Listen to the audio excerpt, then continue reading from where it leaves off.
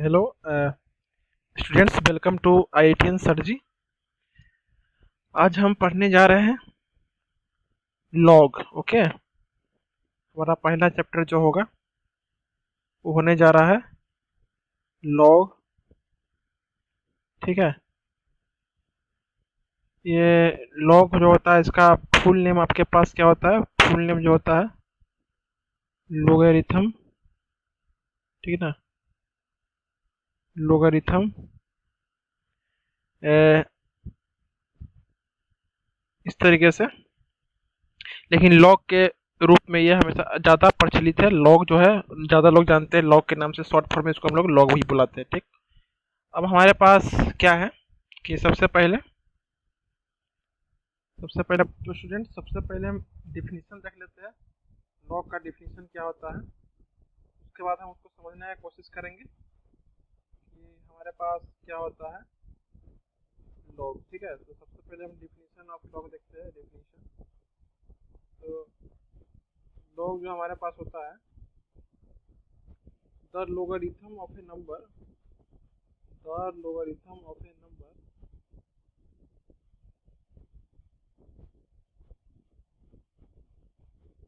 The logarithm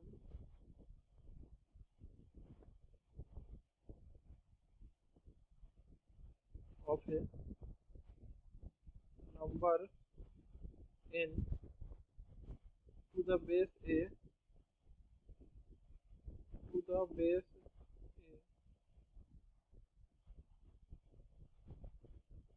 is the to the base is the exponent is the exponent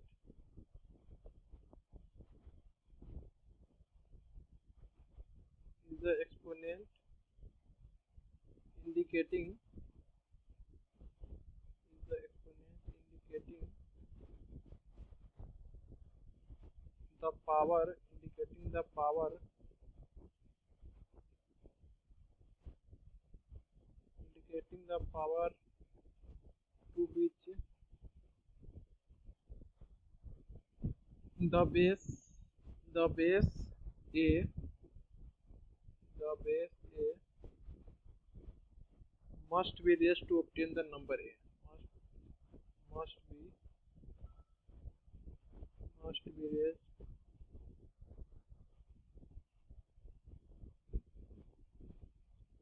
to obtain the number. Okay, तो ये आपके पास आ जाता है definition of log. अब इतना लंबा चौड़ा डिफिनीशन है आपके पास, तो कुछ ज़्यादा समझ में नहीं आएगा, बहुत भारी भरकम इंग्लिश है। तो इसको समझने के लिए हम क्या करते हैं,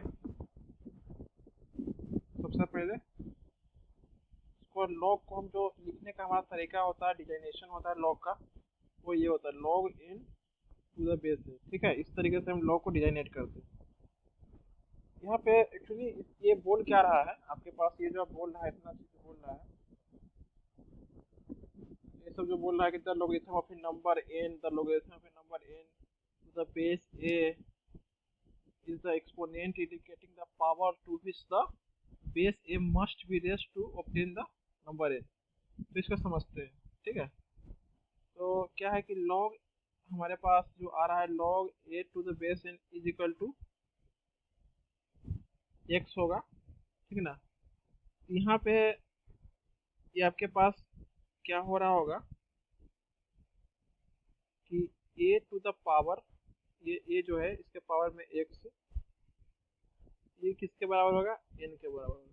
ठीक है, इसको हम इस तरीके से भी लिख सकते हैं, log n to the base a equal to x को हम a to the power x is equal to n के इस तरीके से भी लिख सकते हैं, जहाँ पे a जो हमारा होना चाहिए, a जो ग्रेटर देन 0 होना चाहिए। ठीक है, a जो है 1 के बराबर नहीं होना चाहिए। और तीसरा कंडीशन क्या है, ये सारा कंडीशन सेटिस्फाई होना चाहिए, a ग्रेटर देन 0 होना चाहिए, a नॉट इक्वल टू 1 होना चाहिए, और n जो होना चाहिए वो ग्रेटर देन 0 होना चाहिए। ठीक है, लॉग जो होता है आपके पास वो 0 से ज़्यादा जो नंबर होता है उसी का निकालते हैं। ये लॉग हम कभी भी नेगेटिव नंबर का नहीं निकालते हैं। ये बात आपको समझ में आ रहा है? जो आपके पास ये नंबर n है, आपके पास जो ये नंबर n है, इस यहाँ पे आपके पास जो नंबर n दे रखा है, तो हमेशा इस नंबर का जब आप निकालते हो, ये n हमेशा क्या होता है, ग्रेटर देन 0 होता है। ठीक है, ओके। अब देखिए आपके पास है जैसे एग्जांपल के लिए log 2 to the base 10। Okay,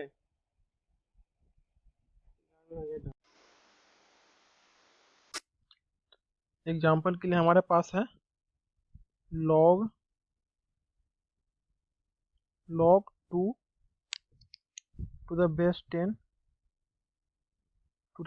should be equal to 0.3010। अब देखिए यहाँ से आपके पास समझ में आएगा, ये आपका एग्जांपल है, ठीक है। तो यहाँ पे क्या है कि आप 2 का लॉग निकाल रहे हो आप, ठीक ना। तो आपको जो ऊपर में डिफिनीशन में जो दे रखा है n, यहाँ पे आप 2 का लॉग निकाल लो। जो आपका n दे रखा है यहाँ पे n का वैल्यू क्या हो गया, 2 हो गया। तो आप लॉग एक्चुअली होता क्या है, लॉग होता है कि लॉग ऑफ 2 का मतलब है कि 10 के पावर कितना हो जाए, 10 के पावर में कितना हम करें जिससे कि 2 आ जाए, ठीक ना। तो log 2 का मतलब है वो वैल्यू, जैसे ये आपका x हो गया 0.3010, यहाँ पे x है आपका, ठीक ना।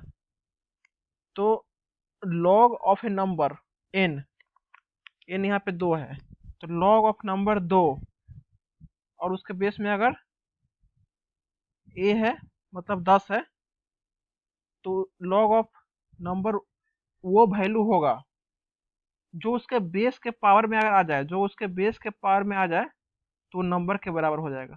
आ रहा है समझ में। जैसे यहाँ पे 2 क्या होगा, 2 इज इक्वल टू हो जाएगा 10 के पावर में 0.3010, ठीक है। मतलब log ऑफ 2 क्या है, उसके बेस में जो होगा, नंबर का बेस में जो होगा उसके पावर वाला ये नंबर है। यहाँ पे जैसे 0.3 है, 0.3010 है, वो पावर वाला नंबर है जिसके बेस के पावर पे आने से, बेस के जब वो नंबर पावर में आएगा, जो भी उस नंबर का बेस है, यहाँ पे 2 का बेस 10 है, तो 10 के पावर में वो नंबर अगर आ जाए तो वो आपके पास लॉग ऑफ दैट नंबर हो जाएगा, ठीक ना।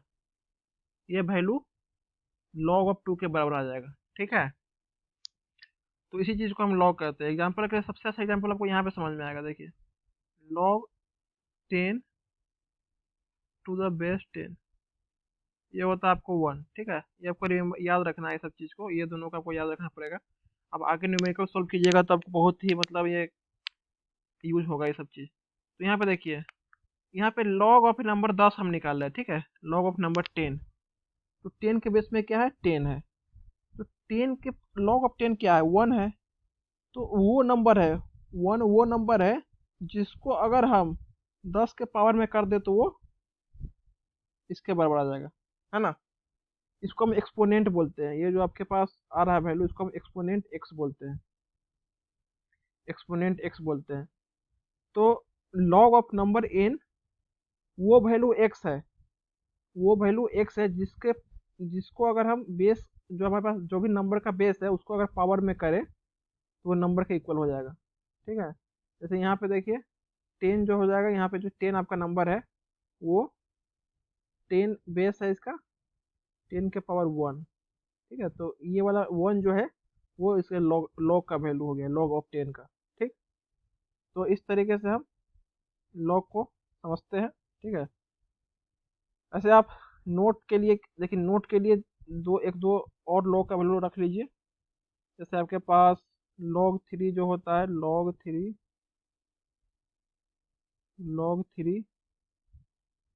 टू द बेस 10 0.477, ये कुछ स्टैंडर्ड वैल्यू है log 2 का, log 10 का, log 3 का, ये सब कुछ स्टैंडर्ड वैल्यू है, ये आपको याद रहना चाहिए। इसके हेल्प से आप बाकी जब न्यूमेरिकल सॉल्व कीजिएगा तो आप उसको याद कर, मतलब सॉल्व कर सकते हैं। और इसी तरिके से ln2 क्या होता है आपके पास, देखिए ln2 आपने देखा होगा ln2 जो होता है क्या होता है, log ऑफ बेस ई होता है। ओके, तो ln2 बराबर होगा log 2 टू द बेस ई।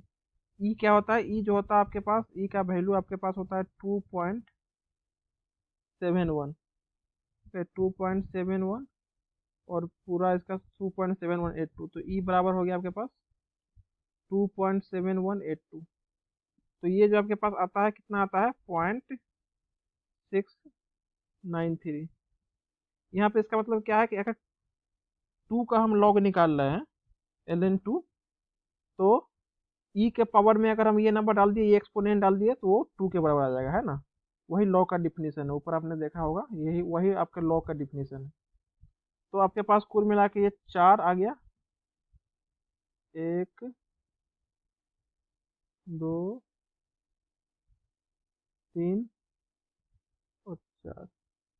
ठीक है, टोटल 4 लॉ का वैल्यू आपको अभी, या 4 आपको याद रखना है। ठीक है, इसको याद रखना है। अब हम देखेंगे आगे डोमेन ऑफ डिफिनीशन, मतलब जो आपके लॉग है उसमें क्या डोमेन होता है, ये देखेंगे।